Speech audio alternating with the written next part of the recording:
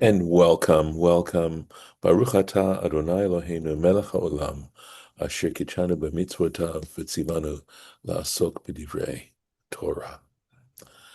So we are actually dealing with quite a lengthy Torah Temimah, because what he's speaking about is actually sort of very interesting and sort of significant, which is referencing a rabbinic thought that the world will last 6,000 years, three sets of 2,000 years. And that's what we read that basic statement. Let's see here, right here. Shnei alafim yamot HaMashiach. It starts with Shnei alafim tohu, which I like translating tohu as confusion. In fact, I'm going to actually see if I can type that in one moment. Let's see if I can do that. Maybe I can't. Oh, there it is. I can do it. Uh, Confusion.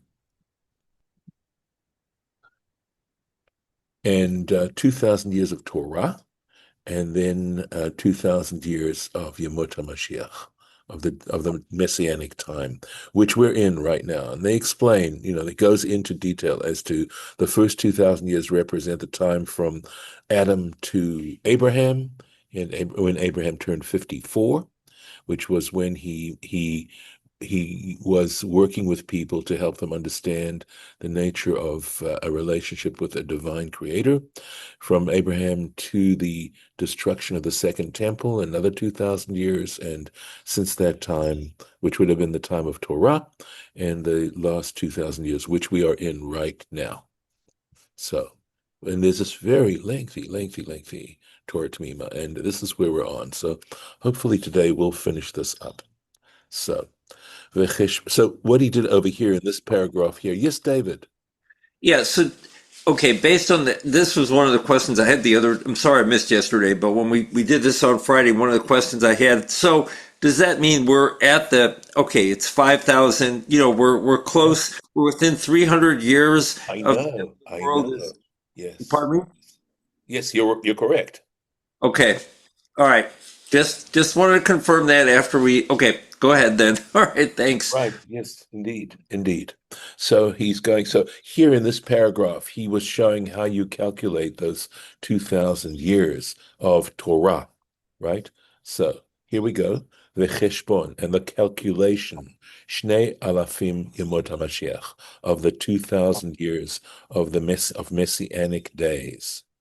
Ritzonu lomar, what we're to understand by that is, la'achar shnei alafim Torah, that after the 2,000 years of Torah, higia ha'et, arrived the time, lechonana,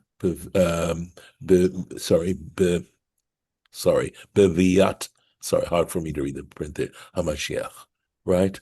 So I think as I looked up chonana in Jastral, the time of grace. So this 2,000 years is the 1,000 years in the hopes that the Messiah would arrive. By the way, of course, Jesus arrives around that time. Okay, interestingly enough, right? Which so and of course, for many people, they believe he is the Messiah, right? Anyway, of avonenu, but through our iniquities, yatsa harbe mispar hazeh. A lot of these years have continued, right? That went out. Uvachol yom nekavela et ratzon. So in other words, this is in fact supposed to be a time of messianic time. But because people are sinning so much, it is postponing the arrival of the Messiah. All this time, right? Since around the year 70, because people have committed iniquities. And v'chol yom, every day he says, nekaveh, we hope, or we yearn for a time of acceptance, right? When God will desire us. V'katav Rashi, and Rashi, the great commentator, wrote, but Agada de Chelek, we know that he wrote this amazing commentary on the Babylonian Talmud, almost the entire Babylonian Talmud. He writes this running explanation of the discussions and the arguments in that very complex work, right? But there's a Gada of Chelek. Chelek is the last chapter of Sanhedrin that talks about Messianic time, right? Tzadik Vav, it's on page 97a. Dema shekatav, that what Mashinemar, that when it speaks about Shnei Alafim Torah, when it talks about the 2,000 years of Torah, Ein hakavana, the intention is not she'achar shnei ha'alafim, that after 2,000 years, tichale Torah chas v'shalom, that even though we come to the end of those 2,000 years of Torah, that the entire Torah should then come to an end. God forbid, chas v'shalom, right? Doesn't mean that. Ella, but it's saying, and the reason it's saying, I de amar shnei alafim tohu, the reason that it said initially, right, the reason it's saying 2,000 years of Torah is that because it initially talked about the 2,000 years of confusion, kamar, shnei alafim Torah. So in parallel, to parallel the 2,000 years of tohu, it talks about 2,000 years of Torah, not that it means exactly 2,000 years and then, boop, it's done, okay. Ad kan leshono. End of quote. Aval. So going on now Torah Temimah has his own thoughts in relationship to this statement. And Rashi, of course, is an authority. He's an authority. He speaks with tremendous authority. But Torah Temimah is going to disagree to some extent, and that's why he says Aval lulei dvarav. He says, despite the fact that he says this, that Rashi says this, Haya efshar lomar, we could say, Devediyuk amar shnei alafim Torah, that in fact it wasn't just saying 2,000 years to parallel the 2,000 years of Tohu. It was saying 2,000 years to mean 2,000 years. It does. Not like Rashi saying. Mishum, why? The achar galut Yisrael, because after the Israelites, in other words, the Jewish people, were sent into exile, shehut chala la'achar shnot hashayni alafim Torah, which began at the end of those 2,000 years of Torah. That, in other words, in the year 70, when the Jewish people, the second temple was destroyed, and the Jewish people were thrown into exile, right, under the Romans. Ein HaTorah Shlema. You cannot say that the Torah is complete, right? Is whole. Kedichtiv. And it's, in fact, it says in Lamentations, chapter 2, Echa Bet, Malka v'sareha b'goyim, her king and her princes are among the nations. Ein Torah, there is no Torah. There it says it explicitly in the book of Lamentations. U'kemosha katvu chazal, and as our sages of blessed memory wrote, and this is in the tractate Chagiga, page 5b, Kevan shegalu Yisrael mimkoman, because or since the Israel was exiled from their place, ein lecha bitul Torah. There is no gadol mizo. There is no greater abrogation of the Torah than the fact that the Jewish people are in exile. Remember, Ki mitzion teitzei Torah. From Zion shall come forth Torah.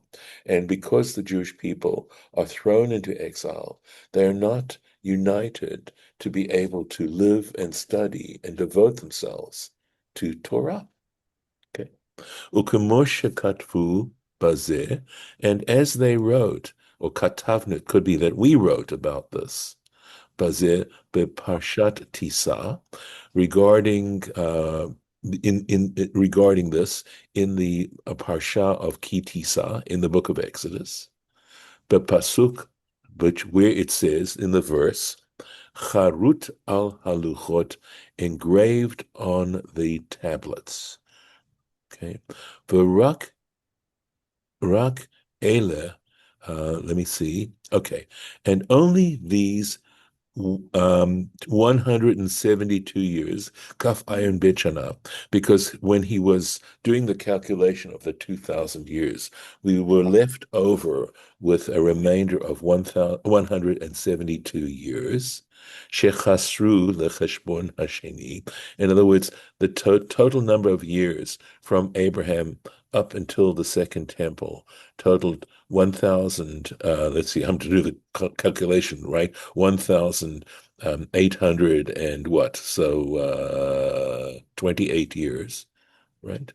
So there was less than 172 years left. So lecheshbon hasheni shnei alafim of the 2,000, kemoshe katuvnu la'el, as we wrote above when we were doing the calculation, chashivi shnot Torah, but they still are considered years of Torah. In other words, despite the fact that the temple was destroyed in the year 70, there were remaining about 172 years, which indeed still could be considered years that belong to that 2,000 years of Torah. Why? Mishum b'meshech hashanim ha'ele, because during that 172 years, adain haya dor hatanaim, the generation of Tanaim, these are rabbis mentioned in the Mishnah, they still remained. They were living at that particular time. Shilamdu Torah kemoshe, because they learned Torah like Moses, mikfi hagvura, like Moses had learned it from mikfi hagvura, means like from God's mouth, ad ptirat Rabbeinu Kadosh, up until the death of our sainted rabbi, meaning Rabbi Judah Hanasi, Rabbi Judah the Prince, who was, remember, the editor of the Mishnah. The Mishnah was compiled in the year 200, and now you have the complete 2,000 years, okay, which you can still consider years of Torah. Umin as, and from that time on, Hutchal Dor HaAmoraim, and after the close of the Mishnah, the generation of the Amoraim, they're known as Amoraim. These are the rabbis mentioned in the Talmud. Ravta HaMachloket B'Yisrael, and there was now a lot of disagreements in Israel, amongst the Jewish people. V'nesei Torah kishtei Torot, so that the Torah became like two Torahs, because there was so much disagreement regarding the halakha, regarding the laws, and various other ideas, that of course the Talmud is absolutely filled with an attempt to understand and to dispel these disagreements. Umin as, and from that point on, Vahala and onwards, Hinenu biglutenu, we are in our exile, V'toratenu einena shlema kamoshe katavnu, and so that our Torah is not whole as we wrote. This is what we mean by it.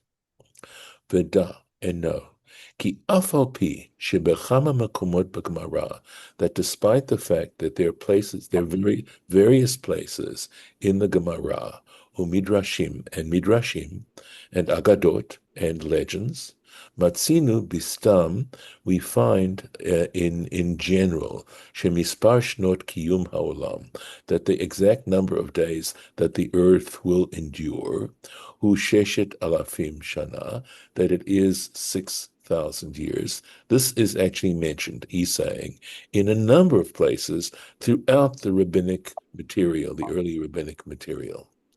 V'lo shamanu mi sheyirharher b'tzimtzum mispar makom makubal zeh, and we don't find that, or we haven't learned, shamanu, heard, anyone who disputes this exact calculation of this, this tradition, of this traditional number. We don't. Throughout these people, everyone's saying 6,000 years. But nevertheless, Matzati b'midrash, I found in a midrash, a certain midrash, she'ein mispar zeh mitzumtzam, that the 2,000 years is not an exact number, this last 2,000 years. It's not mitzumtzam, exact, right? The who, and where did I find it? The Midrash Hanikra, in a Midrash that is entitled Alpha Beta de Rabbi Akiva, the Aleph Bet of Rabbi Akiva. Behuva Besefer Or Zarua, and in the book Or Zarua, I think this is Taf Aleph, I don't know. This could be something, an abbreviation that means he's quoting here, right? I don't think it means Tirgem Onkelos, right? I don't think it would mean that. Wouldn't make any sense, right? But something here that he's saying, because Or Zarua is a different word, okay, a different book. But it says there, and maybe it's Chelek Aleph. This would be a Chet. In other words, Or Zarua Part 1. Maybe. Or maybe it's page 401. Maybe. I don't know.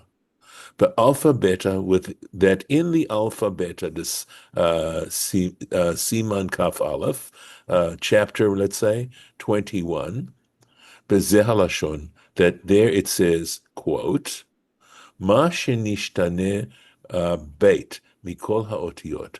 The fact that the letter bet, remember this book, Aleph Beta de Rabbi Akiva, appears to be speaking about the letters of the alphabet and their significance. So what is the uniqueness of the letter bet, mikol haotiyot, right, shebara bahakadosh baruch hu, kol sidrei breshit? I think what it means, what is unique about the bet from all the other letters which God used to create the world, right? Why? Lefi shegalui v'yadua haya lefanav. The reason, and of course we know the Torah starts with the letter Bet, but why? What's so special about it is what is being asked here, right? In Aleph Beta de Rabbi Akiva. That it was revealed and known before him, meaning God, sheshtei pa'amim, that on two occasions, Bet, of course, also represents the number two, it's the second letter of the alphabet, atid haolam lecharev, that the world would be destroyed twice. Echad bimei dor hamabul, one time during the generation of the flood, right, Noah's time, Ba'achad besof sheshet alafim v'tishim v'shalosh shana, and the second time at the end of 6,093 years. Adkan. That's the quote. V'chein yasad ha'paitan. Not only that, but the liturgical poet also established by Yotzer Shel Shabbat. So there are Shelifnei Shavuot that our prayer book, as we sort of experience it, is a limited prayer book, and there are editions of the prayer book that represent tremendous creativity through the centuries. Yes, David, I see your hand. Yeah, so does bet also then represent, by what you're saying, second chances? Because Oh, maybe I haven't given that any thought, but that is an interesting thought. yeah, Okay. it just popped. It just crossed my mind when you were talking Yes. about Yes. bet being the number two, Right. right? And Right. basically, Yes. yeah. Yes. That is interesting. So, I mean, obviously he's not necessarily referring to it here, but there is a thought. I don't know. I think truly that Shabbat, right? And the fact that on Shabbat we ourselves are supposed to disengage from the physical world. I think it is saying that the physical world is going to come to an end.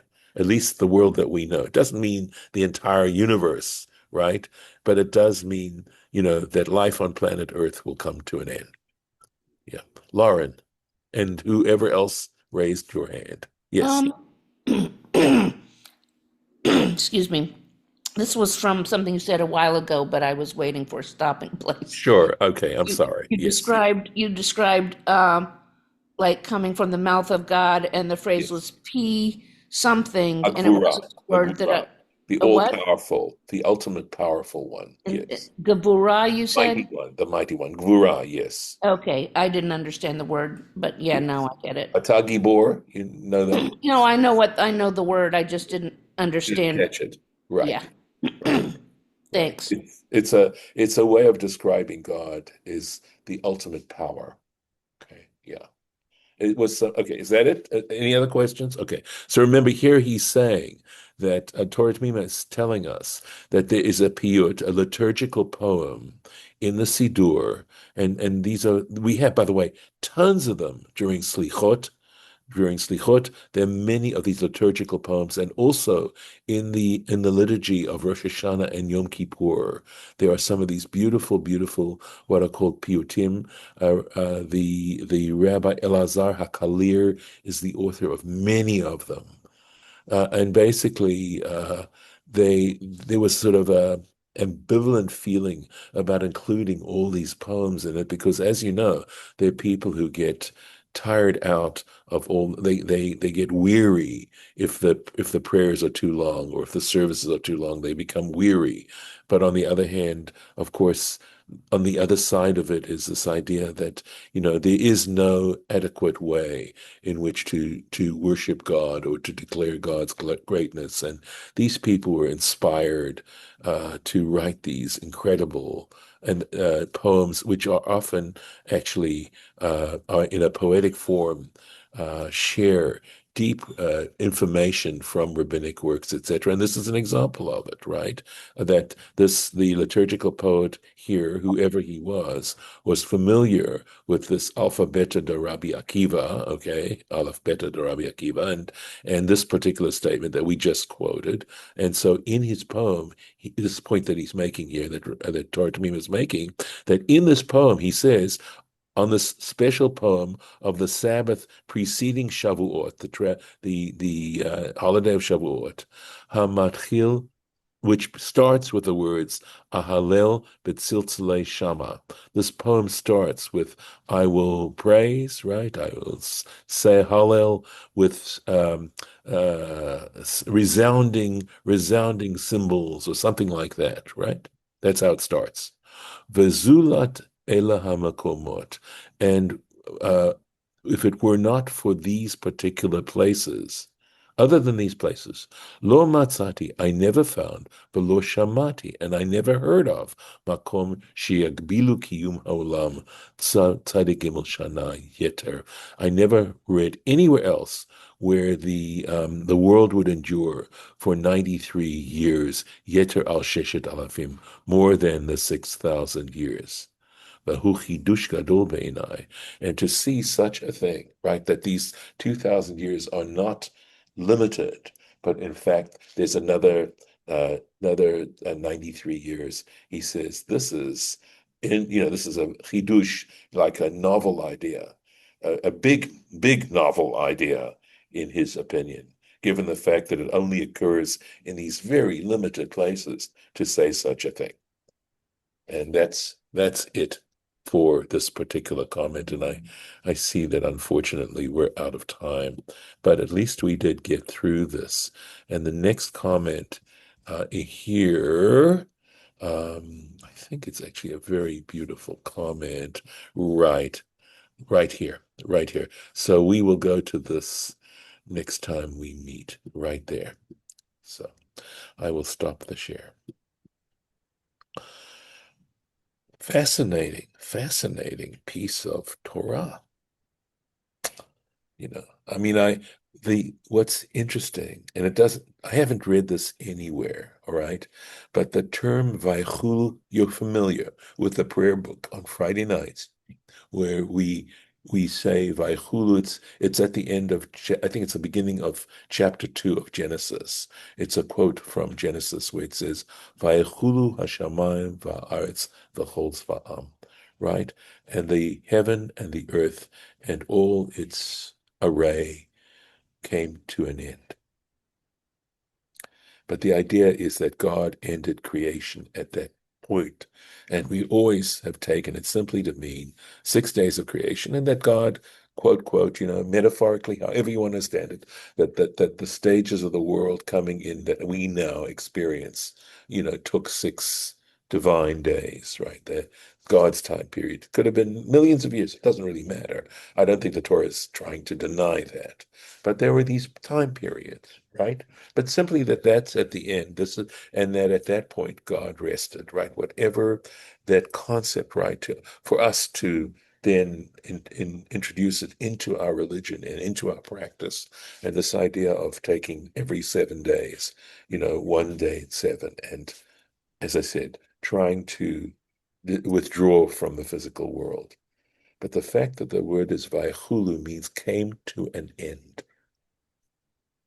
And so there is this implication, if we understand the Torah as literature, which includes poetry and metaphor, that there's the idea, the 6,000 years. But he doesn't mention it, right? I have not, that I recollect, I have never come across anything that has said it like that. But I have a suspicion that were I had I a more encyclopedic knowledge of of classical works, I would have found something like that. So before I stop the recording, anything else for the record?